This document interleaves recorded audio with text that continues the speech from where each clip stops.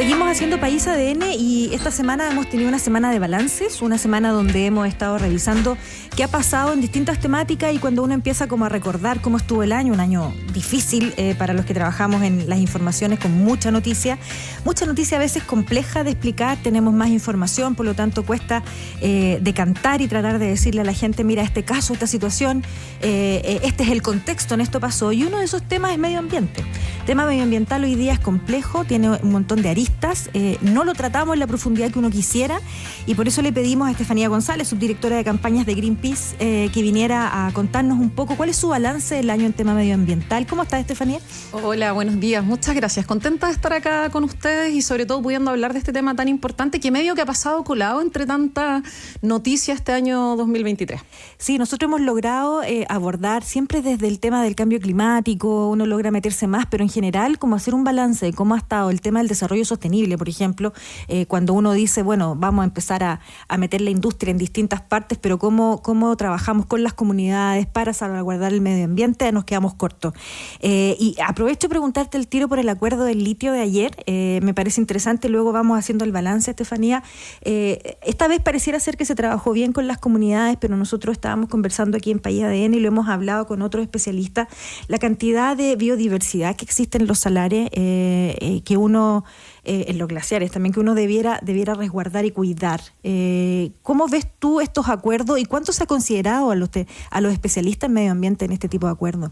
Sí, bueno, la verdad es que el tema del litio es un tema bien complejo porque muchas personas, cuando nosotros hablamos de litio, piensa solamente en baterías eléctricas, ¿sí? Pero en Chile, y Chile es uno de los países que mayores reservas de litio tiene en el mundo, estamos hablando de salares, estamos hablando de ecosistemas que son súper únicos y que además están ubicados en una zona del país que es el norte, que además es una de las zonas donde menos disponibilidad de agua tenemos. Entonces, cuando se habla de minería del litio, quizás partir explicándole a la gente cómo se extrae el litio, ¿sí? Y resulta que la minería de litio es un poco minería de agua. Lo que se hace es un poco perforar este salar, extraer todo el agua que tiene este salar y luego ponerla abajo, ¿no? Abajo. Exactamente, se extrae y se empieza a secar y finalmente zonas que son súper biodiversas, donde tenemos ecosistemas que son únicos, con especies, por ejemplo, como los flamencos, terminan completamente secas, y además que muchas veces la industria del litio también toma no solamente el agua salada que está bajo el salar, sino que también las fuentes de agua dulce aledañas. De hecho, si uno mira, por ejemplo, quién tiene la mayor cantidad de derechos de agua alrededor del salar de Atacama, vamos a ver que son las mismas empresas, porque como las máquinas se pueden echar a perder solamente con el agua salada, también necesitan de una mezcla de agua dulce. Entonces, hay una presión muy fuerte sobre el ecosistema salar propiamente tal, del que conocemos muy poquito, pero también de las fuentes de agua dulce. Y esa es una de las preocupaciones súper grandes, porque estamos hablando mucho de transición energética, de una transición energética que hoy día está llevando principalmente adelante los países del norte y que está poniendo una presión muy fuerte sobre los ecosistemas que hoy día nos ayudan a enfrentar las consecuencias del cambio climático y que están ubicados en zonas muy afectadas también por el cambio climático. Y algo que nosotros hemos visto bastante ausente del debate, de la estrategia, por ejemplo, del litio, el acuerdo que se alcanza ahora tiene que ver con la participación de Codelco también en la extracción y todo lo que es el tema económico en el salar de Atacama, que históricamente ha estado principalmente Soquimich y Albemarle, que son empresas de capitales extranjeros, y entra en el fondo Codelco para tratar de que parte del dinero que consigue el litio quede también en Chile. Pero bueno, ¿a qué costo? ¿Cuál es la participación real que van a tener distintas comunidades? ¿Cuál es la posibilidad de poder cuidar realmente? Y a nosotros nos preocupa mucho que se vea en los salares y en el norte de nuestro país un territorio de explotación solamente y no resguardemos los límites ambientales. Y lamentablemente ese ha sido un discurso que no ha sido la prioridad ni ha sido parte del debate central que hoy día se está haciendo en este tipo de estrategia y donde estamos muy al debe. ¿No han sido llamados a conversar ustedes como Greenpeace específicamente en este tipo de temas? No, nosotros no hemos sido llamados. Hemos tenido algunas conversaciones en el marco de temas de transición energética, porque está también la preocupación, por ejemplo, con temas como el hidrógeno verde. Y acá es súper importante quizás plantear algo. Ningún tipo de desarrollo va a ser posible si no respetamos la naturaleza, y eso es un poco también el mensaje que nosotros traemos en este balance. Hoy día hay varias razones por qué los países del norte están buscando afuera la extracción de minerales. Tiene que ver no solamente porque los minerales están acá, los minerales críticos para la transición que se llaman, sino también con un tema de distribución de carga. Entonces tenemos que pensar, a ver, ¿qué nos trajo a esta crisis climática y ecológica que tenemos hoy día?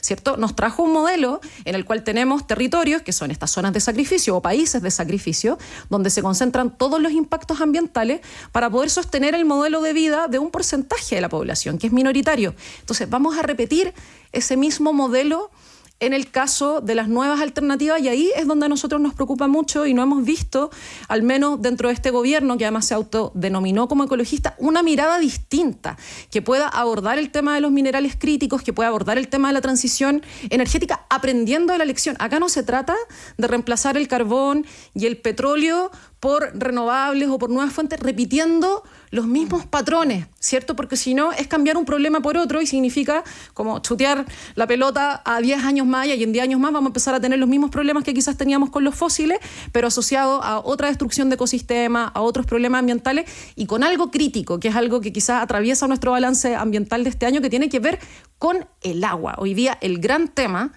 del mundo es el tema del agua y la protección del agua. Y hoy día los proyectos mineros de litio, los proyectos mineros también de cobre, etcétera, las expansiones de proyectos mineros están amenazando la estabilidad de las fuentes hídricas que son el futuro. Y en 20 años más el gran negocio no va a ser quizás la industria minera, sino que va a ser precisamente el agua. Y Chile es un país muy rico hídricamente, pero que al mismo tiempo es el único país de América que está dentro del top de 20 países con mayor estrés hídrico del mundo. Entonces, acá la mirada medioambiental no es solamente necesaria para la protección de la biodiversidad, sino que es necesaria para poder planificar un desarrollo que sea sostenible en el tiempo para nosotros mismos y para las comunidades que hoy día tienen que enfrentar esta crisis hídrica de manera muy fuerte.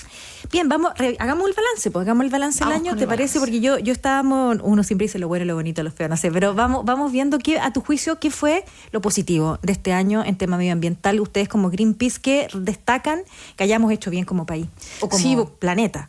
Sí, bueno, nosotros en términos nacionales fue muy importante haber partido el año con el rechazo del proyecto minero Dominga. Creo que eso es algo que hay que reconocer, porque acá no se trata solamente de un esfuerzo. Que fue este año, que a mí se me había olvidado que este año fue el tema Dominga. Sí, es que partimos el año así, claro, parece que hubiese sido el año anterior. Estamos hablando de un proyecto minero que se emplaza en una de las zonas más importantes en términos de biodiversidad, no solamente de Chile, sino que del planeta, que afecta el área donde tenemos el 80% de la población de pingüinos de Humboldt del mundo, pero que también es un proyecto que afecta temas hídricos, en una zona que está muy saturada también en términos de demanda hídrica, un proyecto de extracción minera. Y acá, bueno, este es un proyecto que ha tenido una tramitación judicial infernal, tendríamos que estar toda la mañana. Pero eso te quería preguntar, ¿qué se hizo bien o qué se logró hacer para poder frenar un proyecto complejo que claramente atacaba al ecosistema? ¿Dónde crees tú, la inflexión para poder hacer este cambio? Sí, el punto de inflexión es bastante claro en este caso, porque tenemos que recordar que este fue un proyecto que se rechazó en todas las instancias técnicas,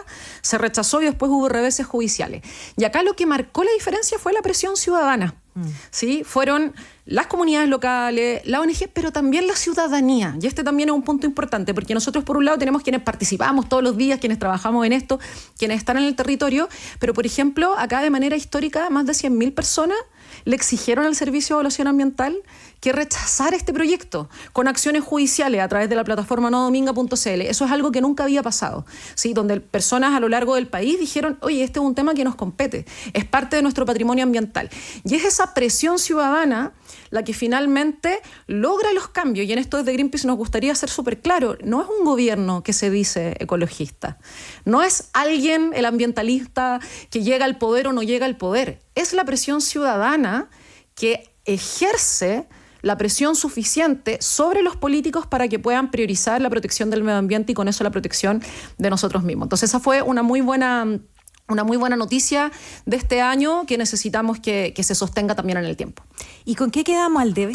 Quedamos al debe con varias cosas. A ver, estos mismos triunfos ciudadanos, cuando hay argumentos técnicos que dicen, oye, este proyecto no puede avanzar, y ojo, estamos hablando del cumplimiento de la ley, han tenido reveses judiciales también, reveses judiciales y reveses políticos. Tenemos el caso de la salmonicultura, de la empresa Nova Austral, que se probó que defraudó al fisco, que ha falsificado información, dañó un parque nacional. En función de eso, la Superintendencia de Medio Ambiente le quitó la resolución de calificación ambiental porque destruyó intencionalmente un parque nacional, ¿sí? Y es luego el Tribunal Ambiental el que deja sin efecto esa decisión, y la verdad es que cuando uno lee la sentencia no encuentra argumentos técnicos. Entonces acá estamos hablando de qué lobby y de qué presión política, qué chantajes con respecto a los temas de los empleos se hacen para poder proteger a industrias que han vulnerado la ley sistemáticamente. Ahora, esto va a quedar en la Corte Suprema. Nosotros creemos que están todos los argumentos de la Corte Suprema para poder revertirse, y lo mismo pasó con un proyecto que nos afecta mucho acá en Santiago, que es un proyecto también rechazado, el proyecto de expansión minero Los Bronces, y que finalmente por una decisión política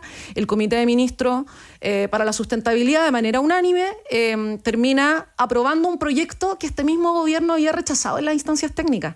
Entonces uno dice, oye, ¿para qué tenemos una institucionalidad ambiental? ¿Para qué estamos invirtiendo cientos de recursos en tener una superintendencia de medio ambiente, en tener un sistema de evaluación ambiental, si después con decisiones políticas vamos a estar dejando de lado los argumentos técnicos que, ojo, nosotros todavía tenemos una ley medioambiental que no es suficiente para la protección del medio ambiente, y ni esos estándares estamos logrando mantener. Entonces, eso ha sido un poco como lo feo, lo malo, que yo lo resumiría en lo que es un lobby empresarial con un chantaje con respecto a argumentos económicos para no cumplir con los estándares legales y de evaluación ambiental más básicos que establece nuestra legislación. Aquí tenemos un caso que es el de Nova Austral, que es en Valdivia, otro que está acá en la región metropolitana.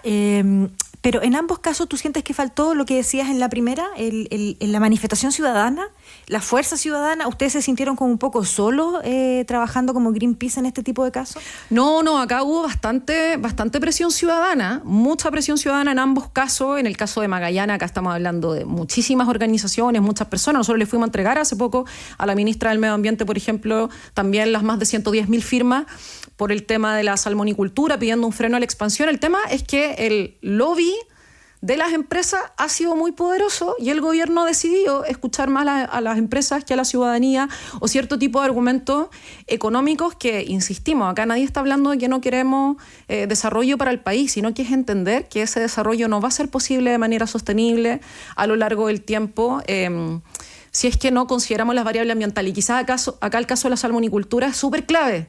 O sea, hoy día las mayores crisis que tiene la industria, hoy día tenemos empresas que están al borde de la quiebra, no las hemos provocado los ambientalistas. Yo tengo una duda en el caso del Parque Nacional, el Parque Nacional Alberto de Agostini, ¿no? Uh-huh. Que está en Magallanes.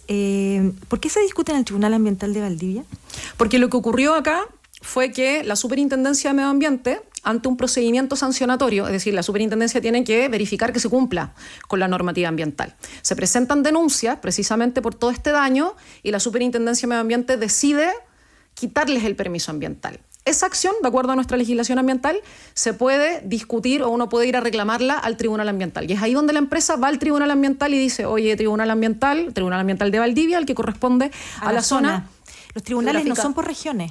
No, son por zonas geográficas. ¿Y eso te parece que esté bien? El primer, el segundo, el tercer tribunal. Bueno, podríamos tener algo más especializado o quizás más por región, pero si nosotros miramos las cortes de apelaciones, por ejemplo, que sí son regionales, muchas veces también son bastante sensibles a los argumentos de presión de los grupos de poder. Acá tiene que ver con hasta qué punto dejamos que nuestro sistema judicial sea permeado por decisiones políticas. Porque este mismo Tribunal Ambiental había tenido sentencia donde dijo con la misma empresa, oye, se tienen que evaluar por estudio de impacto ambiental, no pueden generar este daño, y luego saca esta sentencia, luego de una ronda de lobby de la industria salmonera que fue súper grande. Y acá hay una visión que es equivocada. Acá se ve que lo que entra a hacer crisis con la industria somos los ambientalistas, y es la propia industria. Hoy día la industria, si no puede producir o si tuvo que cometer todas esas faltas dentro del Parque Nacional, es porque destruyeron el mar. Entonces se les morían los salmones.